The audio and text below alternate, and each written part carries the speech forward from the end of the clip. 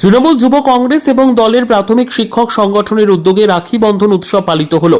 সোমবার কোচবিহার জেলার জামালদহে সাধারণ পথচারী থেকে শুরু করে বাস যাত্রী, টোটো যাত্রী, দোকানদার, ব্যবসায়ী সকলকে রাখি পরানো হয়। এই রাখি বন্ধন উৎসবে উপস্থিত ছিলেন তৃণমূল যুব কংগ্রেসের মেখলিগঞ্জ ব্লক কমিটির সভাপতি জ্যোতিষ রায়, প্রাথমিক শিক্ষক নেতা অজিত রায় পাটোয়ারি প্রমুখ।